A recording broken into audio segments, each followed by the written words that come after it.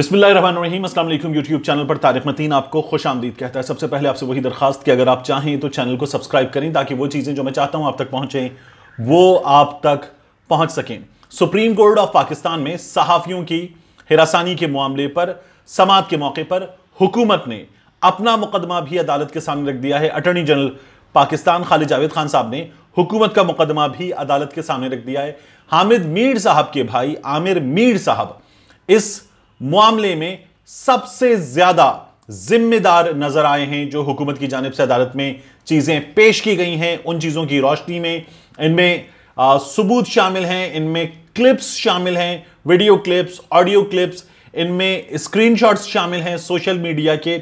इसके साथ साथ इनमें वेबसाइट्स पर क्या लिखा गया है यह शामिल है। ट्विटर का इस्तेमाल करते हुए, फेसबुक का इस्तेमाल करते हुए हमारे नाम निहाद सहाफियों ने और सियासी जमातों के पेरोल पर काम करने वाले सहाफियों ने क्या कुछ नहीं किया, इन तमाम चीजों के हवाले से बात की गई है। आजकल भी हम देख रहे हैं ये जो हमारी खवातीन सहाफी हैं, इन खवातीन सहाफियों से मुख्तलिफ सहाफी तंजीमें जो हैं वो इजहार यकजहती कर रही हैं। ये एक अलग मामला है। इस मामले में अहमद वकास गुराया जो है उसकी जानिब से ट्वीट्स अपने डिलीट किए जा रहे हैं। वो मुख्तलिफ खवातीन सहाफियों को गालियां देता है, नंगी बरहना गालियां देता है और सोशल मीडिया पर आकर देता है और उन्हें कहता है कि ये फौज के लिए काम करती हैं, ये फौज की फलानी है, ये फौज की फलानी है, ये फौज की फलानी है।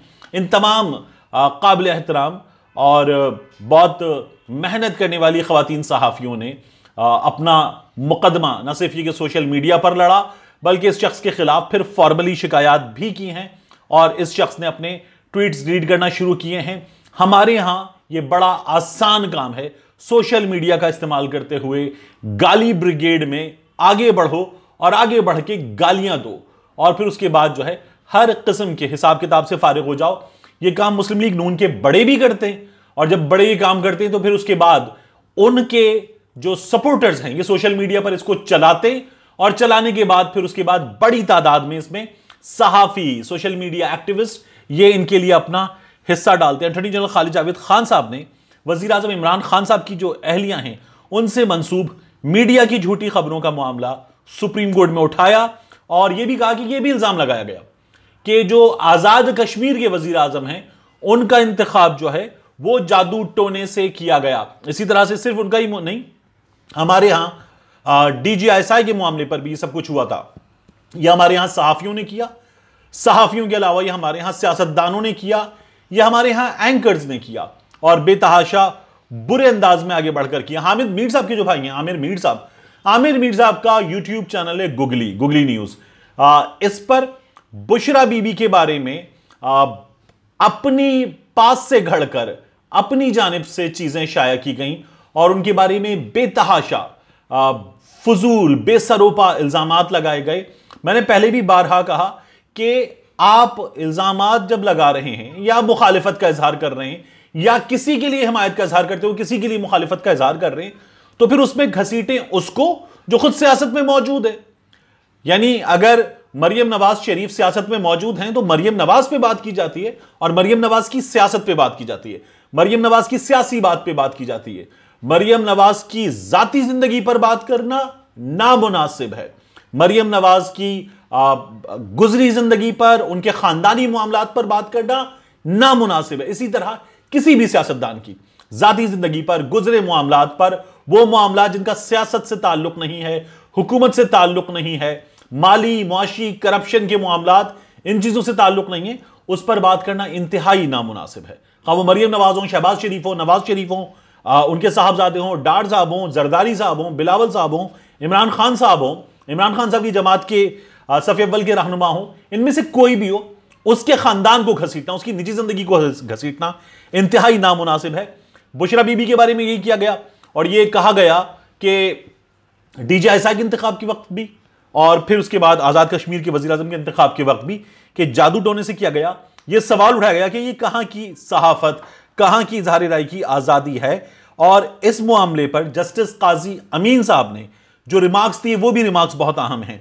यह भी कहा गया कि जिस इंग्लैंड की इजहार राय की आजादी पर बात करने के लिए हम मरे जाते हैं वहां भी ऐसी बातें नहीं हो सकती जैसी यहां होती हैं। जस्टिस काजी अमीन साहब ने कहा कि वहां ऐसी बातों पर केसेस में जायदादें बेचनी पड़ जाती हैं लोगों को। अटॉर्नी जनरल पाकिस्तान खालिद जावेद खान साहब ने यह भी कहा कि वजीर आजम इमरान खान साहब की अहलिया के हवाले से जो घटिया इल्जाम लगाए गए वो किसी तौर भी आजादी इजहार के जुमरे में नहीं आते, और ये इल्जाम खुसूसन सबसे आगे बढ़कर, बहुत सारे लोग थे इनमें, लेकिन सबसे आगे बढ़कर हामिद मीर के भाई के यूट्यूब चैनल और लाहौर के यूट्यूबर की जानिब से लगाए गए। ये इमरान शफकत साहब की बात हो रही है, आमिर मीर साहब के साथ साथ इमरान शफकत साहब की बात हो रही है। ये दोनों एक साथ जो है वो गिरफ्तार हुए थे। और फिर अगर आप इन लोगों की बातें सुने, इनके यूट्यूब चैनल को देखें, तो आपको नजर आएगा कि इन्होंने बुशरा बीबी को घसीटा। दोनों ने, इमरान शफकत साहब के साथ मैंने काम किया, दुनिया न्यूज में भी और आप न्यूज में भी। उनसे मेरा जो ताल्लुक है वो ताल्लुक जाती तौर पर बहुत अच्छा है, लेकिन जो काम उन्होंने किया वो किसी तौर भी इस काबिल नहीं है कि उसको आप सहाफत के काम में शामिल करें। जो आमिर मीर साहब ने काम किया, आमिर मीर साहब से मेरी एक से दो बार फोन पर बात हुई है। आमिर मीर साहब ने जो मुहिम चलाई है अपने यूट्यूब चैनल के जरिए, वो यूट्यूब चैनल जो है वो बुशरा बीबी के बारे में जिस तरह की बातें करता है वो इंतहाई नामुनासिब हैं। उन्हें सहाफत करार देना फजूल है और ये घटिया बातें की गई हैं। और ये अटॉर्नी जनरल खालिद जावेद खान साहब ने बात की, मैं भी ये बात आपसे बार बार करता हूं कि हमारे सहाफियों को, मरियम को, शहबाज शरीफ साहब को, जो लंदन में भी खड़े होकर, पाकिस्तान में भी खड़े होकर बुशरा बीबी के बारे में बात कर देते हैं, मरियम नवाज शरीफ बातें कर देती है।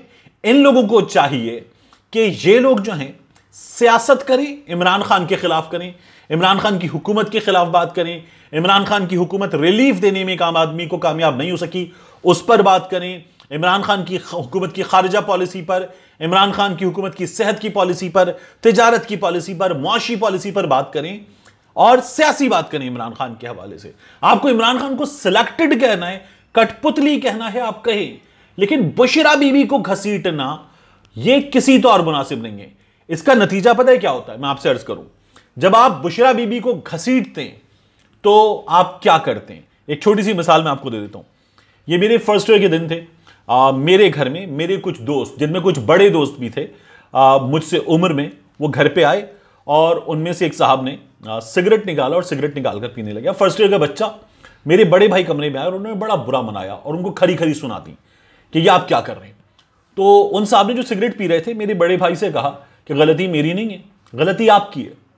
मेरे बड़े भाई उनकी शक्ल देखने लगे। उन्होंने कहा आपके ड्राइंग रूम में ये जो एस्ट्रे रखी हुई है ना, इस एस्ट्रे का मतलब है कि आने वाला सिगरेट पी सकता है। यहां एस्ट्रे ना होती मैं एस्ट्रे मांगता तो फिर आप मुझे मना कर देते कि यार घर में सिगरेट नहीं पिए, हम ये पसंद नहीं करते, तो मैं सिगरेट ना पीता। लेकिन आपने एस्ट्रे रख के इजाजत दी हुई है कि आने वाला सिगरेट पी सकता है। बिल्कुल उसी तरह जब आप बुशरा बीबी को घसीटेंगे तो आप इजाजत किस बात की दे रहे हैं कि बात की जाए शरीफ खानदान की खवातीन पर, जरदारी खानदान की खवातीन पर, इन सहाफियों की अपने खानदान की खवातीन पर, उन लोगों पर जिनका सियासत से, सहाफत से, मुखालिफत से ताल्लुक नहीं है। आप इस बात की परमिशन दे रहे हैं। अब यह मामला आगे बढ़ गया है। आमिर मीर साहब के बारे में भी अदालत जो है जब इस मामले में फैसले करेगी, अफसार आलम साहब पे, असद तूर साहब पे, मतीउल्लाह जान साहब पे, दीगर लोगों पर, तो फिर अदालत अपने रिमार्क्स में इन लोगों को भी पाबंद करेगी। अदालत कुछ हुदूद क़ुयूद का तयन करेगी कि क्या किया जा सकता है, क्या नहीं किया जा सकता। इन लोगों पर जो हमले हुए उसमें हुकूमत नाकाम है और हुकूमत हमलावरों को पकड़ने में नाकाम है, दुरुस्त बात है। लेकिन जो कुछ ये कर रहे हैं वो सहाफत है। ये जो कह रहे हैं लोग, ये इंतहाई फजूल बात है। मिलते हैं इंशाल्लाह आपसे अगले वीलॉग में।